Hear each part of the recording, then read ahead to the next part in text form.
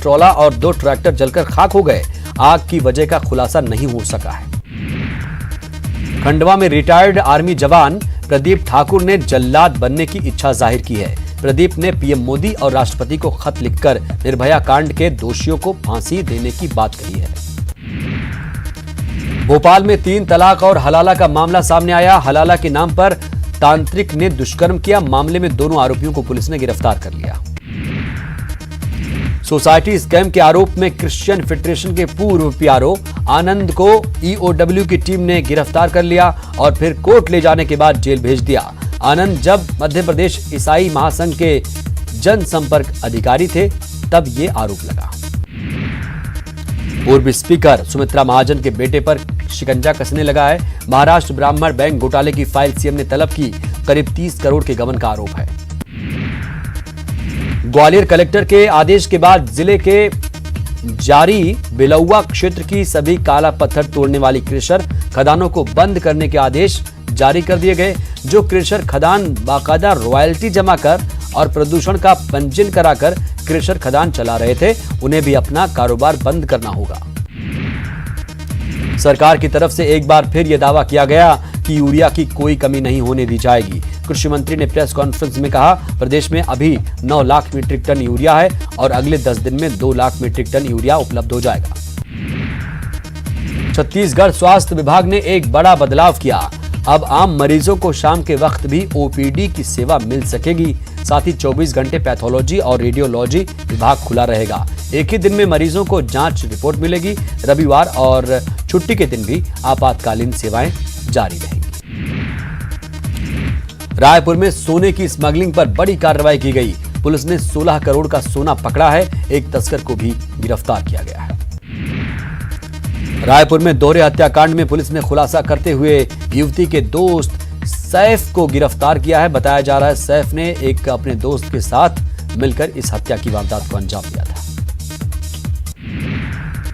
छत्तीसगढ़ में ballot paper से निकाय चुनाव होंगे। चुनाव में बैलेट पेपर बनाने में 22 टन कागज लगेगा। इसकी सप्लाई सरकारी प्रेस से की जाएगी। 27 दिसंबर से शुरू होने वाले आदिवासी नृत्य महोत्सव अब अंतर्राष्ट्रीय स्तर पर आयोजन किए जाएंगे। राज्य सरकार ने यूपी, ओडिशा समेत 23 राज्यों के मुख्यमंत्रियों को निमंत्रण भेजा। 151 दलों के 1400 कलाकार इस महोत्सव में शामिल हैं। गरियाबंद में पंजाब के हार्वेस्टर चालकों का आतंक देखने को मिला है। आरोपियों ने राजिम बस स्टैंड पर खाना खाने के दौरान होटल मालिक से मामूली विवाद होने पर रॉड से हमला कर दिया। होटल मालिक को सिर में गंभीर चोटें आई। और रायपुर से इस वक्त की बड़ी खबर, शराब कारोबारी के ठिकानों पर छापेमारी की जा रही है। सुभाष शर्मा के 30 ठिकानों की जांच की जा रही है। सुभाष के दोस्त रोहित वर्मा के यहां भी जांच जारी है। मैनेजर संतोष सिंह की भी जांच हो रही है। उद्योगपति संजय चौधरी के ठिकानों पर छापेमारी हो रही है। अब तक 100 करोड़ के गबन का खुलासा हुआ। 15 लाख रुपए नकद जब्त किए गए हैं। रायपुर में 8 और इंदौर में 1 ठिकाने पर छापेमारी की जा रही है। तो बड़ी खबर रायपुर से, जहां पर शराब कारोबारी के ठिकानों पर छापा चल रहा है और सुभाष शर्मा के 30 ठिकानों की जांच की जा रही है। सुभाष के दोस्त रोहित वर्मा के यहां भी जांच चल रही है। मैनेजर संतोष सिंह की भी जांच हो रही है। उद्योगपति संजय चौधरी के ठिकानों पर भी छापेमार कार्रवाई जारी है। अब तक 100 करोड़ के गबन का खुलासा हो चुका है। और इसी पर ज्यादा जानकारी के साथ हमारी सहयोगी ममता लांजेवार जुड़ चुकी। ममता, बताइए क्या अपडेट है, क्या कार्रवाई चल रही है फिलहाल?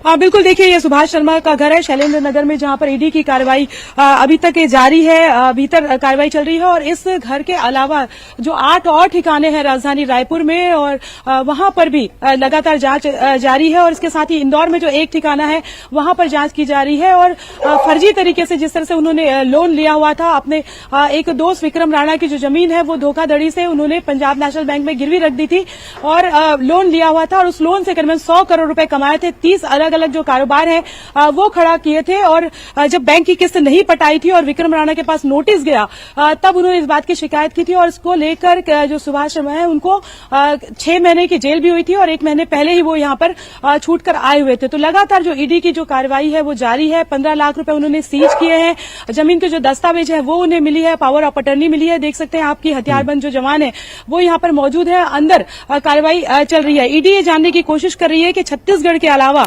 राजधानी रायपुर के अलावा छत्तीसगढ़ में और कहां पर उन्होंने जो है कारोबार खड़ा किया था। और उसके साथ ही जो उनके वो जी। अभी घेरे में है और उनके दोस्तों से भी लगातार पूछताछ की जा रही है। तो लगातार ये कार्रवाई जारी रहेगी और देखना यह है कि इस मामले में और क्या बड़े जो खुलासे हैं वो होते हैं। जी ममता, संजय चौधरी और सुभाष शर्मा के बीच क्या कनेक्शन है?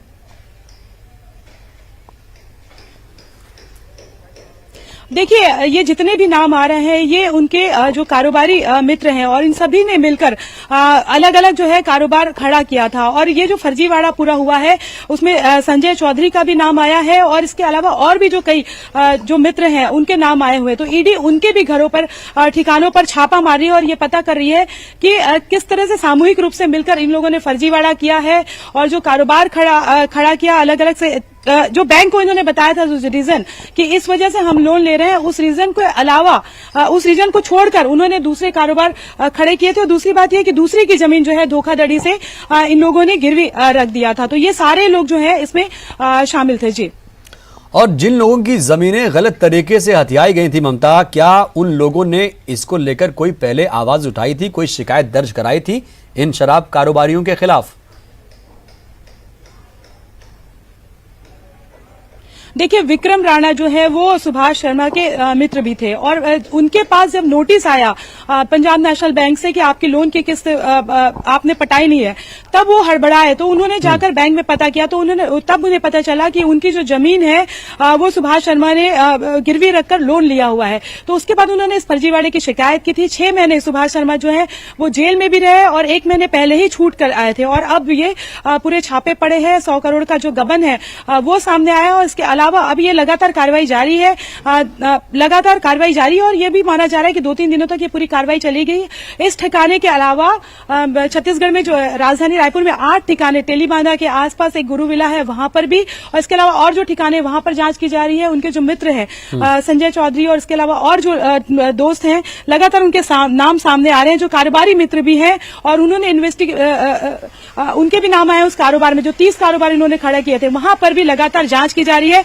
दस्तावेज जो है वो जब्त किए जा रहे हैं। अभी तो पावर ऑफ अटर्नी और समेत बड़ा सवाल ये ममता, बड़ा सवाल ये भी है कि ये जो सुभाष शर्मा है वो हैं कहां? क्या उन तक भी पहुंचने की कोशिश हो रही है? और इनकम टैक्स डिपार्टमेंट की क्या भूमिका है इस पूरे छापेमारी में?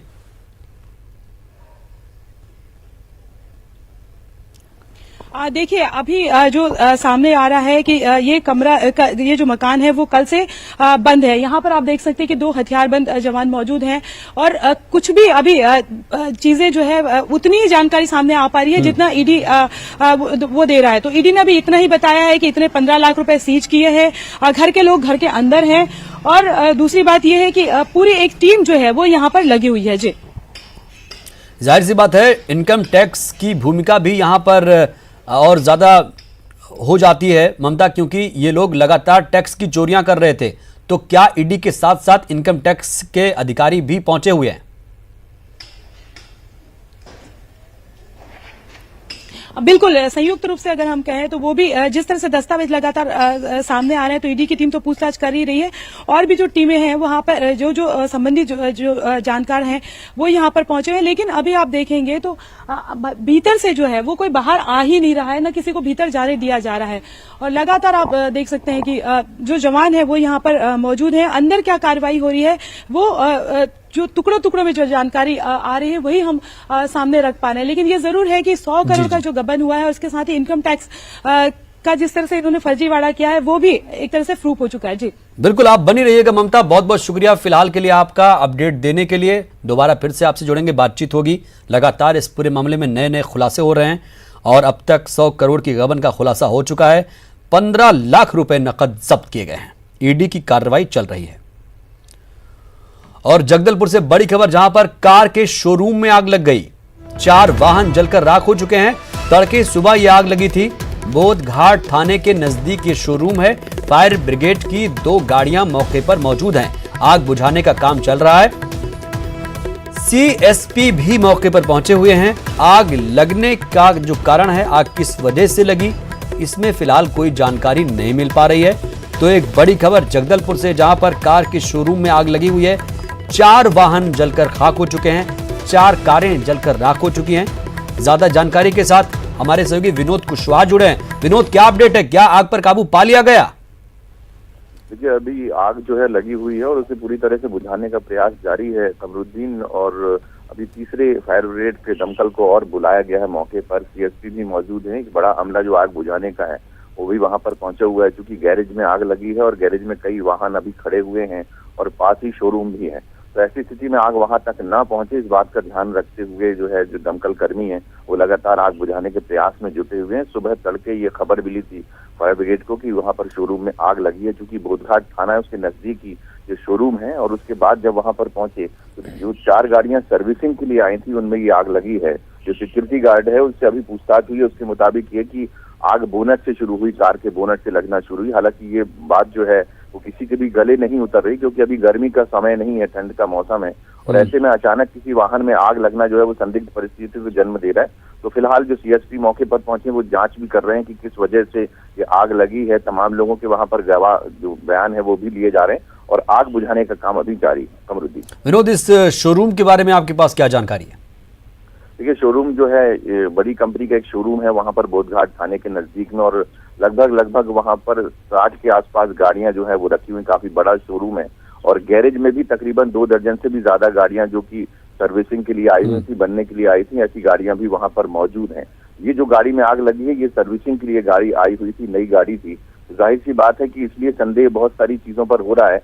जो सिक्योरिटी गार्ड रात में मौजूद था उसका कहना यह है कि जो एक गाड़ी है उसके बोनट से आग लगना शुरू हुई। तो संदिग्ध परिस्थितियां हैं कि आग ऐसे लग नहीं सकती है, पुलिस उसे मान नहीं रही है। और यही वजह कि जो मौके पर और भी सिक्योरिटी गार्ड मौजूद थे उनके भी गवाही जो है वो लिए जा रहे हैं। तो हो सकता है अभी जो मालिक हैं शोरूम के वो भी अभी नहीं पहुंचे हैं। अगर वो पहुंचते हैं तो उनसे भी जानकारी ली जाएगी, उसके बाद कुछ स्थिति स्पष्ट हो पाएगी कि आग लगने की आखिर वजह क्या रही है। जी विनोद, हम दर्शकों को तस्वीरें दिखा रहे हैं। जो 4 कारों में आग लगी हुई थी, जो आप बता रहे थे, वो जो कारें हैं बिल्कुल राख हो चुकी हैं। दमकल के जो अधिकारी हैं, कर्मचारी हैं, क्या मुस्तैदी से अपना काम कर रहे हैं? क्योंकि जब भी आग की लगने की घटनाएं सामने आती हैं उसमें देर लेट लतीफी तो हो ही जाती है। आग लगता है उसमें नुकसान की खबरें आ ही जाती हैं, बचा नहीं पाते नुकसान से लोग। निश्चित तौर पर कमरुद्दीन, जब तक फायर ब्रिगेड पहुंची तब तक 4 वाहनों में आग लग चुकी थी। और जब मौके पर दमकल कर्मी पहुंचे तो 4 गाड़ियां उन्हें बचाया तो नहीं जा सका, लेकिन बाकी जो गाड़ियां हैं उन्हें बचाने का अथक प्रयास जारी है। और अभी जैसा कि जो संतोष मार्वल हैं जो कि उसके अधिकारी हैं, उनके मुताबिक है कि 4 वाहनों को ही नुकसान हुआ है, बाकी जगह को उन्होंने उस तरह से कवर कर लिया कि दूसरी जगह आग ना फैले। और अभी जो तीसरा दमकल वो इसीलिए बुलाया गया कि कहीं पर ऐसी कोई आग की स्थिति हो तो उस तरह से बुझाया जा सके, ताकि जो वाहन वहां पर खड़े, जैसा मैंने बताया कि काफी बड़ा शोरूम है और बाकी जगह पर आग ना बढ़ के, उस लिहाज से देखते बिल्कुल बड़ा शोरूम है। तो विनोद, उनकी ये जिम्मेदारी होती थी कि फायर सेफ्टी के इस कंपनी में, इस शोरूम में इंतजामात होते हैं तो बात और होती। बहुत बहुत शुक्रिया आपका विनोद, तमाम अपडेट देने के लिए, तस्वीरें साझा करने के लिए। आप देख रहे हैं तस्वीरों में किस तरीके से जो 4 कारें हैं वो जलकर राख हो चुकी हैं और आग बुझाने की कोशिशें अभी भी की जा रही हैं। ब्रेक के बाद हाजिर हैं, चलिए फिर से फटाफट अंदाज में खबरों की शुरुआत करते हैं। CM Kamal Nath police water sport प्रतियोगिता का शुभारंभ करेंगे। 20 राज्यों के पुलिस अफसर शामिल होंगे। कानून व्यवस्था को लेकर चर्चा होगी। सीएम आज शाम को दिल्ली रवाना होंगे। माफिया राज के खिलाफ सीएम कमलनाथ सख्त हो चुके हैं। सीएम ने आज उच्च स्तरीय बैठक मंत्रालय में बुलाई है। बैठक में गृह मंत्री, CS, DGP, अतिरिक्त पुलिस महानिदेशक, इंटेलिजेंस, SIT के अधिकारी शामिल होंगे। छतरपुर से स्वास्थ्य विभाग की लापरवाही की तस्वीरें सामने आई। यहां जिला अस्पताल में प्रसूताओं के लिए बेड तक नहीं मुहैया कराया गया है। महिलाओं को ठंड के महीने में जमीन पर ही गुजारा करना पड़ रहा है। परिजनों का कहना है कि ना तो बेड के इंतजामात हैं, ना ही डॉक्टर मरीज को देखने आते हैं। दिल्ली में आग की घटना के बाद भोपाल नगर निगम की तैयारियों पर सवाल खड़े होने लगे हैं। बताया जा रहा है कि दमकल कर्मी के पास फायर सेफ्टी के आधुनिक उपकरण नहीं है, ना ही तंग गलियों में लगी भीषण आग से निपटने के साधन। मध्य प्रदेश में पहली बार ओरछा में नमस्ते ओरछा महोत्सव होने जा रहा है। 6 से 8 मार्च तक चलने वाले महोत्सव का उद्देश्य न सिर्फ देश में बल्कि ओरछा की खूबसूरती को विदेशों तक पहुंचाना है। अतिथि विद्वान नियमितीकरण की मांग के साथ अनिश्चितकालीन धरने पर डटे हुए हैं। क्रमिक भूख हड़ताल भी कर रहे हैं। मामले में मंत्री गोविंद सिंह ने कहा कि मांगों पर सरकार जल्द फैसला लेगी। उत्तर भारत की बर्फबारी से एमपी में भी ठंड बढ़ने लगी है। मौसम विभाग ने ओलावृष्टि की चेतावनी जारी कर दी है। साथ ही कहा कि सर्दी बढ़ सकती है। ग्वालियर व्यापार मेले को लेकर ज्योतिरादित्य सिंधिया ने सीएम कमलनाथ को खत लिखा था। पत्र में ज्योतिरादित्य सिंधिया ने ऑटोमोबाइल सेक्टर की गाड़ियों के रजिस्ट्रेशन में 50% छूट की मांग की थी, जिसे सीएम ने मान लिया है। अब मेले में गाड़ियों के रजिस्ट्रेशन पर 50% की छूट दी जाएगी। भोपाल के पंचशील नगर के सरकारी स्कूल में कल युवक का शव मिला था, जिसकी पहचान अनिल ठाकरे के रूप में हुई है। हालांकि डीएनए रिपोर्ट के बाद ही शव की असली शिनाख्त हो पाएगी।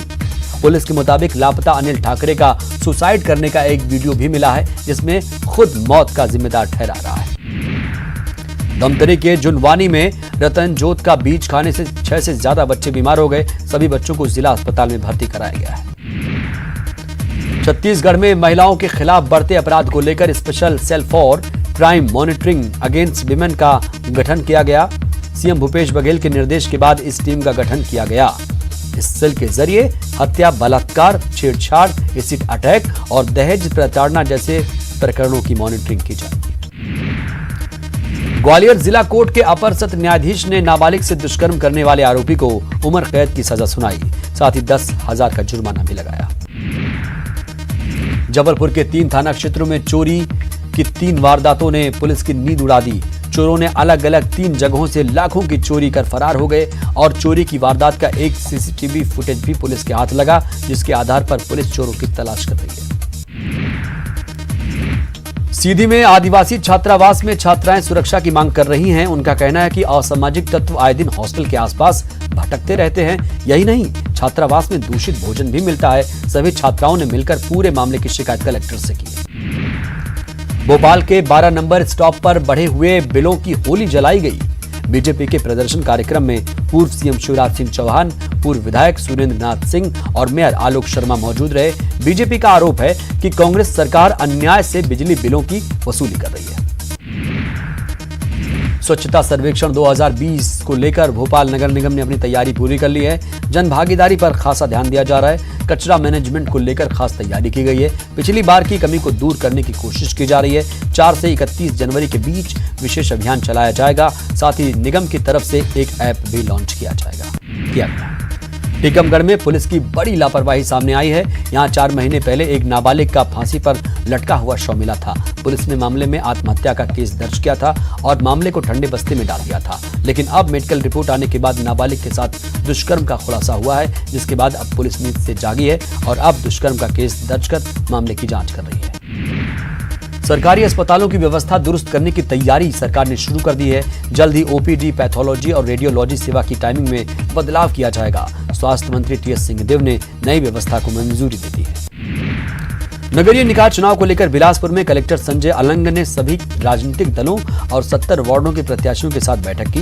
बैठक में निर्वाचन आयोग की गाइडलाइन की जानकारी दी गई। प्रत्याशियों को चुनाव से पहले एक बार और चुनाव के 30 दिन के अंदर अपना आय व्यय का ब्यौरा देने को कहा गया है। नगरीय निकाय चुनाव के बीच कांग्रेस ने 6 जिला अध्यक्ष बदल दिए। देर शाम कांग्रेस की ओर से जारी आदेश में राजनांदगांव शहर, बिलासपुर शहर, बिलासपुर ग्रामीण, रायगढ़ शहर, कवर्धा शहर, कोरबा शहर के जिला अध्यक्षों को बदल दिया गया। सभी 6 जगहों पर जिला उपाध्यक्षों को कार्यकारी अध्यक्ष बनाया गया है। निकाय चुनाव में जारी गुटबाजी के बाद कांग्रेस ने ये कड़ा फैसला लिया। बिलासपुर में एक नाबालिग के साथ दुष्कर्म का मामला सामने आया। वहीं पुलिस ने मामला दर्ज कर आरोपियों की तलाश शुरू कर दी है। भोपाल में स्कूल शिक्षा विभाग की समीक्षा बैठक हुई, जिसमें मंत्री प्रभुराम चौधरी ने प्राचार्यों से बात की। मंत्री ने कहा कि प्राचार्य अगर ठान लें तो स्कूलों का रिजल्ट जरूर सुधरेगा। इसके अलावा सरकारी स्कूलों में बच्चों की घटती संख्या पर भी बात हुई। इस बैठक में करीब 900 प्राचार्य शामिल हुए। नरसिंहपुर में पूर्व विधानसभा अध्यक्ष सीताशरण शर्मा गन्ना किसानों के साथ आंदोलन करने पहुंचे। सीताशरण शर्मा ने कहा कि कांग्रेस ने लोकसभा चुनाव में नेता प्रतिपक्ष के तौर पर पूर्व नक्सली को बिठा रखा है। उन्होंने नेता प्रतिपक्ष अधीर रंजन चौधरी पर बोलते हुए कहा कि उन पर पहले 7 हत्या के मामले भी चल चुके हैं। ऐसे लोगों को नेता प्रतिपक्ष बनाने से पहले कांग्रेस को सोचना चाहिए। सिंगरौली जिले में दिल्ली से कहीं ज्यादा पोल्यूशन है। यहाँ की हवा से कोयले से जली राख का गुबार लोगों को बीमार कर रहा है। वहीं कोल इंडिया कंपनी कागजों में 100% हेल्दी एनवायरनमेंट की बातें कहकर अपना पल्ला झाड़ रही है। झाबुआ से निकलने वाले कचरे को थांदला पेटलावद के रोड के किनारे बने ट्रेंचिंग ग्राउंड में डंप किया जाता है, लेकिन अब यही कचरा नवोदय विद्यालय के छात्रों के लिए मुसीबत का सबब बन चुका है। शहर का कचरा यहां डंप किया जाता है, जिसमें मृत पशु भी होते हैं। साथ ही यहां कचरे में आग भी लगा दी जाती है। गंदगी, बदबू और धुएं से छात्र परेशान हैं। नरसिंहपुर विधायक जालम सिंह पिछले 3 दिन से किसानों के साथ जनपद मैदान में धरना दे रहे थे, जिसमें पूर्व विधानसभा अध्यक्ष सीताशरण शर्मा भी धरने में शामिल हुए। गन्ना किसानों को गन्ना का उचित दाम दिए जाने समेत कई मांगों को लेकर गन्ने की होली जलाई गई। जबलपुर में बाल सुधार गृह की दीवार तोड़कर 6 बच्चे फरार हो गए। फरार बच्चों की उम्र 12 से 16 साल बताई जा रही है। वहीं पुलिस ने बच्चों के घर वालों से संपर्क किया, साथ ही बच्चों की तलाश जारी है। एमपी में बिजली बिलों को लेकर सियासत तेज है। शिवराज सिंह चौहान पर भ्रम फैलाने और वैधानिक कार्रवाई करने के ऊर्जा मंत्री के बयान पर अब शिवराज ने पलटवार किया। शिवराज सिंह चौहान ने कहा कि प्रदेश में अन्यायपूर्ण बिजली बिलों की वसूली नहीं होने दूंगा। शिवराज ने ट्वीट कर कहा कि बिजली उपभोक्ता को 100 से ज्यादा का बिल देने पर विरोध होगा। बड़वानी में होटल के कमरे में टीचर नरेंद्र दोहरे की लाश मिली है। बता दें कि जहर की गोली खाकर टीचर ने आत्महत्या की। टीचर भिंड जिले का रहने वाला है।